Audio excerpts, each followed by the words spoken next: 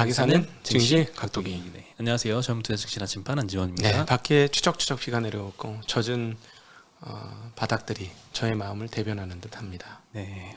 아주 지랄 같네. 아 진짜.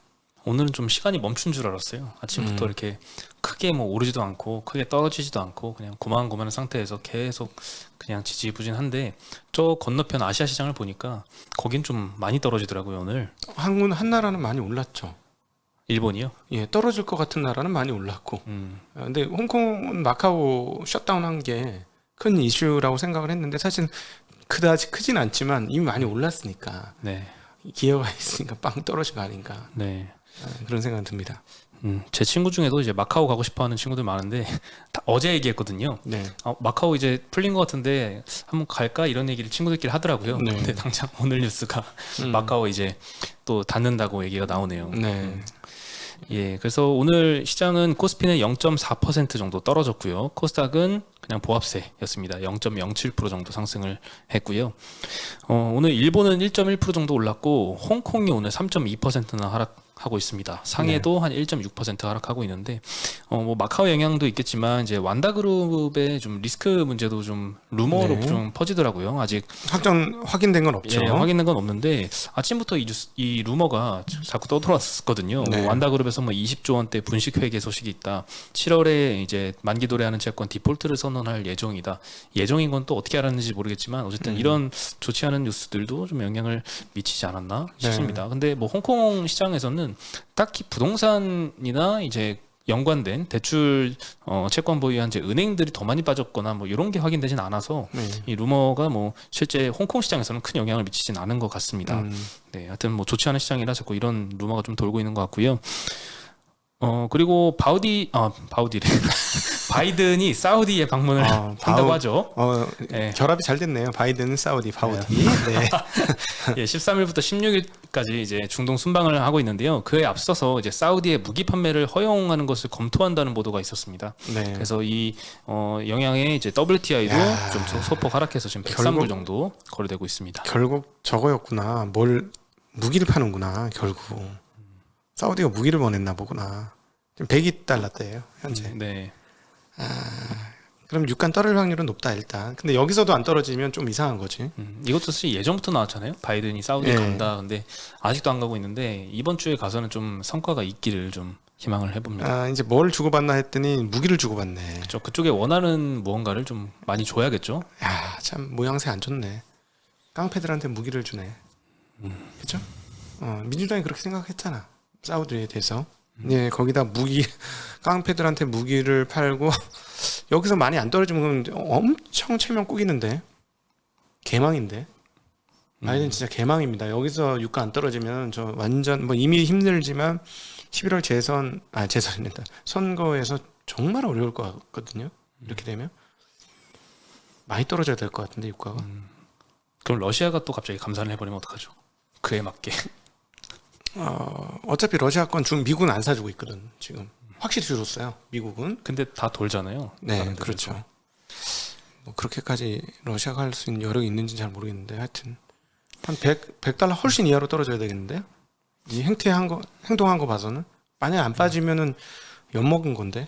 네. 네. 지금 원자재 가격도 사실 많이 빠지고 있다가 최근 들어서는 또 다시 좀 올라가고 있잖아요. 지난 주말 막판에는 좀 튀었죠. 네. 뭐 곡물가나 뭐 비철금속 가격은 좀 튀었습니다. 근데 어쨌든 제일 중요한 것들인 뭐 WTI하고 구리는 어쨌든 이번에 이제 다시 198달러가 넥라인이에요. 네. 기술적으로 보면 98달러 깨져가지고 내려가면은 모두 하락 추세라고 보는 게 맞긴 맞을 것 같고 열원 가격, 내연 가격 이런 철강 가격들은 정말 많이 빠지고 있거든요.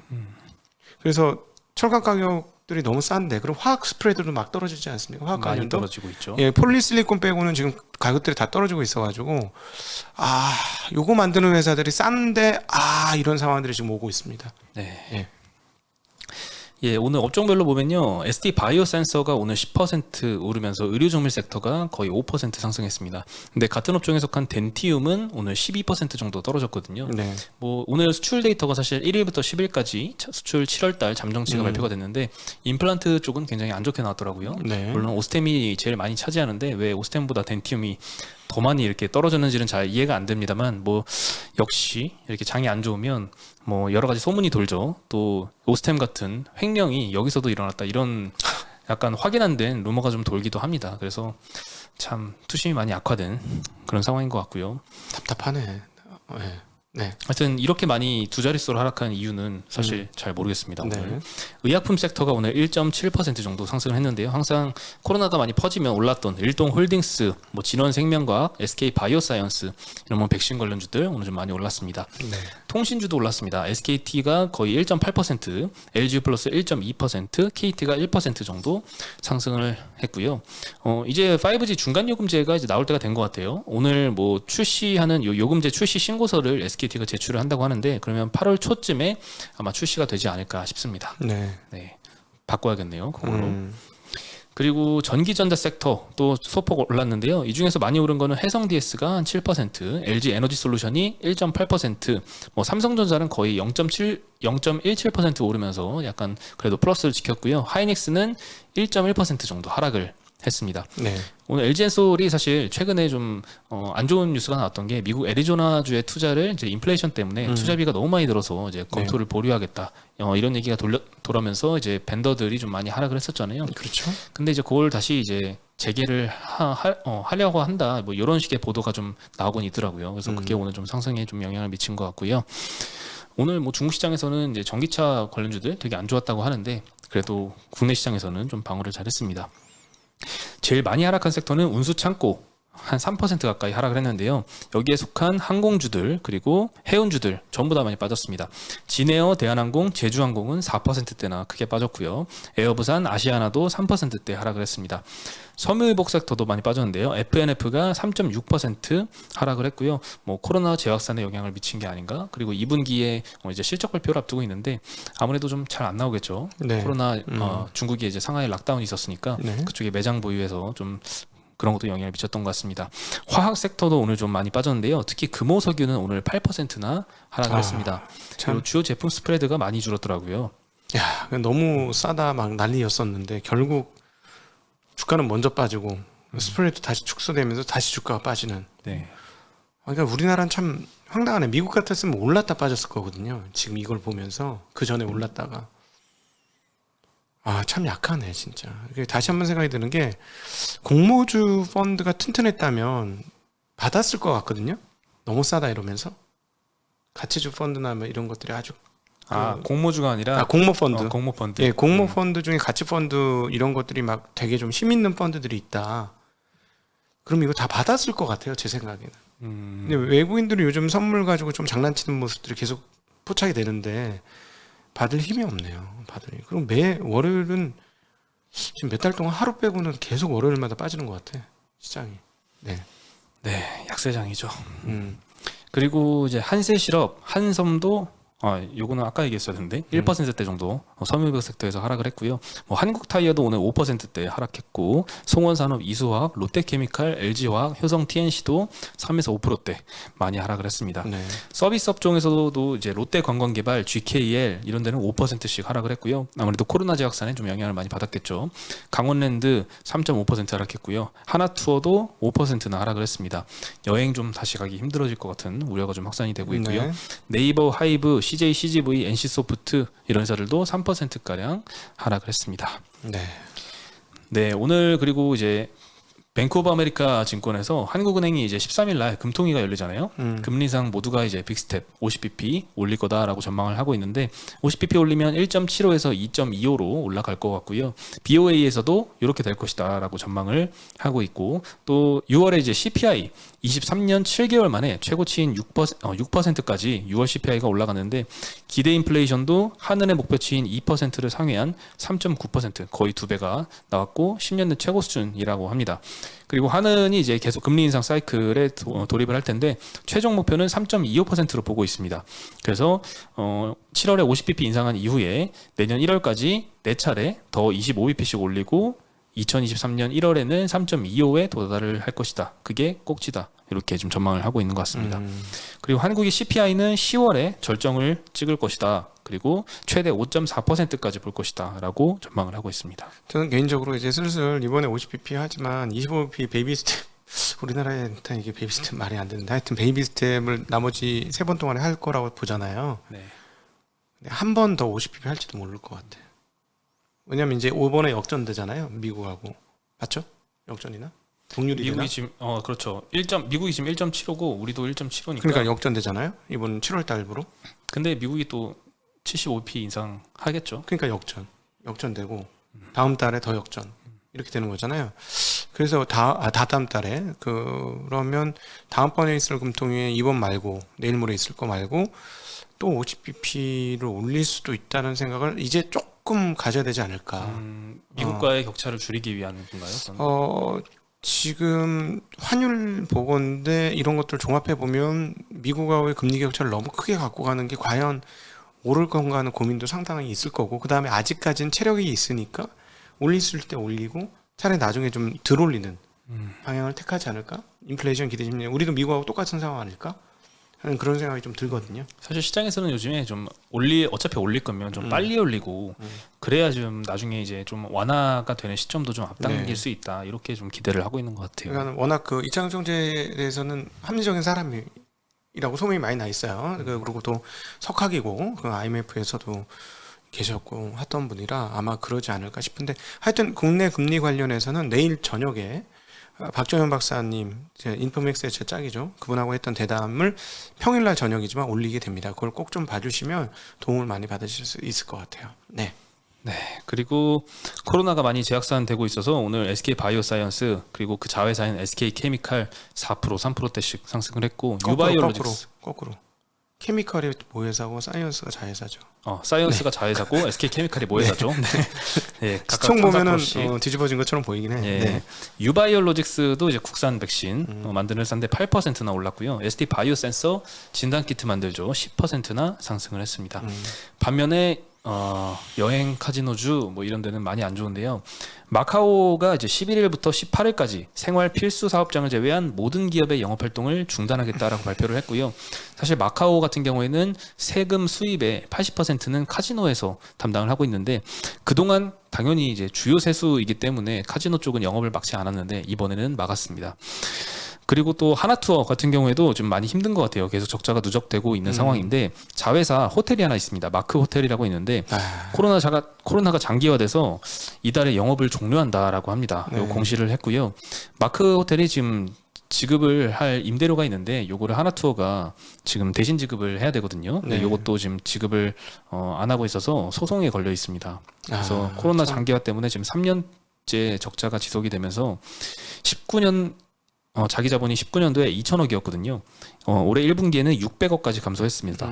동시에 이제 부채 비율은 1200%까지 치솟았고요. 네. 그래서 올해 1000억 정도 유상증자도 진행할 정도로 지금 상황이 많이 악화가 되는 상황인데, 여기서 개선이 되면 괜찮은데 코로나 또 재확산돼 가지고 설마 또 여행 또 금지되고 또 이런 상황이 되면은 정말 최악의 상황이 좀 펼쳐질 것 같습니다. 제가 잘 모르는데 마크 호텔이 한국에 있는 게 아닌가 봐요? 한국에 있습니다. 한국에 있어요? 예.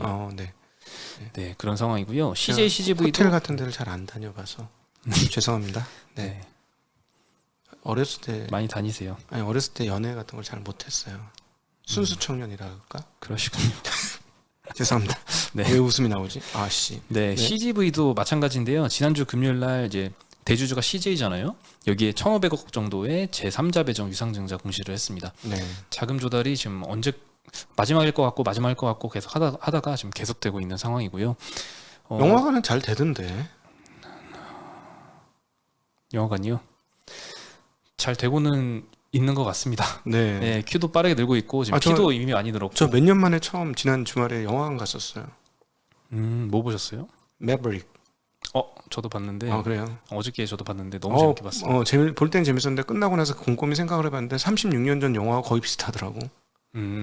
그때도 놀라웠는데 똑같이 놀라운데 극한이고, 그런데 이 미국적인 그 중요한 게 다 들어있죠. 미국인이 중요하게 생각하는 거, 가족, 헌신, 도전, 사랑, 이런 게 응축돼 있잖아요. 그 영화에. 그게 다 미국인 코드거든. 미국인들이 좋아하는 건데 오늘 생각해 보니까 변한 게 하나도 없네. 36년 전하고. 그런 걸 또 느꼈습니다. 네. 나중에 지나가시죠. 근데 뭐 재밌게 보셨죠? 원래 그 영화는 그렇게 보라고 만들어진 거니까. 네. 저는 근데 항상 생각하거든. 거기서 뒷면에 있는 미국인들의 문화는 무엇일까 이런 생각이 자꾸 들더라고요. 네. 네. 그리고 뭐 콘텐츠 얘기가 나왔으니 우영우 있잖아요. 우영우. 이상한 네, 변호사 A 우영우. 스토리. 네, 네. 그것도 지금 시장에서 계속 주목을 받고 있어요. A 스토리도 지금 연속으로 며칠째 상승을 하고 있는 건지 모르겠는데 네. 그 뭐 박은빈이라는 이제 여주인공, 네. 네, 그 여주인공이 속한 소속사의 지분을 뭐 10몇% 갖고 있다는 회사도 막 상승하고 연달아서 다시 이제 예전에 그 봤었던 그런 현상이 다시 네. 또 재현되고 있는 것 같습니다. 장기적으로는 저는 개인적으로 아주 좋게 봐요. 이쪽 엔터테인먼트 회사, 뭐 컨텐츠 만드는 회사, 한국이 이걸 잘 키워서 새로운 사업으로 반도체 다음 사업으로 한번 디즈니 같은 좀 끌고 가면 좋겠다는 생각을 가지고 있습니다. 네. 네. 그래서 뭐 여행주 같은 경우에는 뭐 하나투어, 모드투어, 노랑풍선 다 2에서 5%대 하락을 했고요.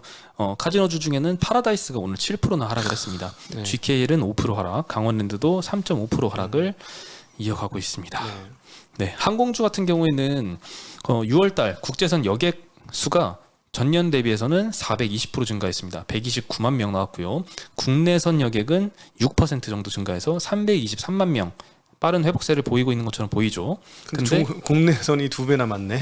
2배 이상 많네? 네, 해외 그쵸. 국제선보다. 그러니까 예. 국제선 얼마나 쪼그라든 거야? 작년에도 이제 국내 여객은 조금 있었고 네. 그래서 작년 대비 상승률은 국내 여객은 좀 덜 네. 상승한 것처럼 보이고 국제선은 작년에 워낙 못 갔기 때문에 최근에 좀 많이 늘어난 게 굉장히 상승률로 보면 커 보이긴 하는데요. 어쨌든 전체 여객 수송량을 보면 아직도 2019년 평균 대비해서 17% 수준입니다. 그러니까. 네. 많이 회복이 좀 안 되고 있는 상황이죠. 네. 근데 이렇게 회복이 느린데 그동안은 이 대형 항공사들 같은 경우에는 항공 화물로 많이 방어를 했잖아요. 그렇죠. 그래서 한때는 이 오히려 코로나가 대한항공에는 오히려 수혜였다. 코로나 수혜주였다. 이런 얘기까지 나올 정도로 항공화물이 굉장히 화랑이었는데 최근에 6월달 수치를 보면 국제선 화물 수송량이 11% 전년 대비 감소를 했습니다. 대한항공만 보면 13% 감소했고요. 아시아나는 12% 감소했습니다.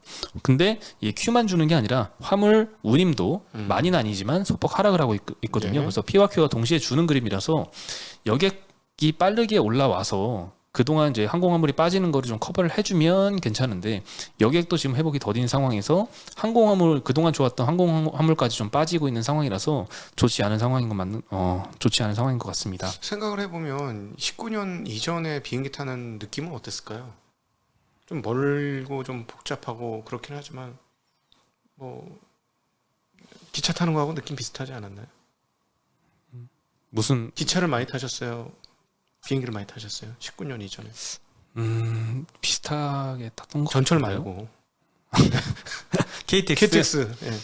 뭐 둘 다 많이 안 탄 것 같아요. 예, 비슷하죠, 비슷해. 네. 그 정도로 그러니까 기차 탔잖아요. 그 정도가 되어야 항공주들의 여객 수요가 완전히 회복된 건데 지금은 갈라 그럴 때 뭐 있는 거 아니야? 이런 생각하지 않습니까? 옛날에는 얼마나 싼 게 있어? 얼마나 싼데? 이게 생각이었지만 요즘 갈 수 있어? 이거잖아요. 이 생각이 없어져야 돼. 그래야 제가 보기엔 항공이 완전 국제선 여객이 회복이 되지 않을까. 근데 그러려면 시간이 좀 더 걸릴 것 같긴 합니다. 자꾸 이게 수요가 이연이 되는 이런 이슈들이 자꾸 나오다 보니까 참 재무 구조도 좀 많이 망가지고 있는 상황인 것 같습니다. 그러니까, 아니 근데 이연이라고 표현이 좀 안 맞지 않을까요? 없어질 수도 있다. 아니 예전에 매년 가던 사람들 있잖아요. 매년 가던 사람들. 이 사람들은 이연이 된 게 아니고 없어진 거지. 매년 그렇죠. 가던 사람들은. 몇 년에 한 번 가는 사람들은 조금 미룰 수 있지만 근데 사실은 지난 한 3년이라면 그 사이에 한 번은 이미 갔다 왔지. 그게 아예 없어진 거잖아요. 네. 네, 안타깝습니다. 그래서 진에어, 대한항공, 제주항공, 에어부산, 아시아나가 다 3, 4%대씩 오늘 항공주도 많이 좋지 않았습니다.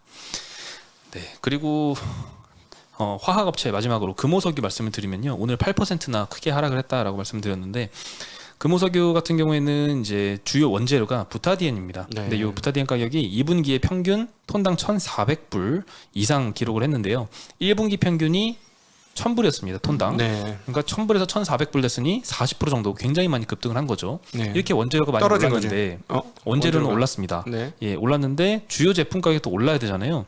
주요 제품이 이제 SBR이라는 합성 고무인데 MB 라텍스도 있죠. 근데 SBR 같은 경우에는 2분기 평균 가격이 1분기 대비 2%만 상승했습니다. 원재료가 이렇게 올랐는데 제품 가격이 그만큼 못 오르면 당연히 네. 이제 스프레드는 많이 악화가 되고 수익성이 좀 떨어지겠죠.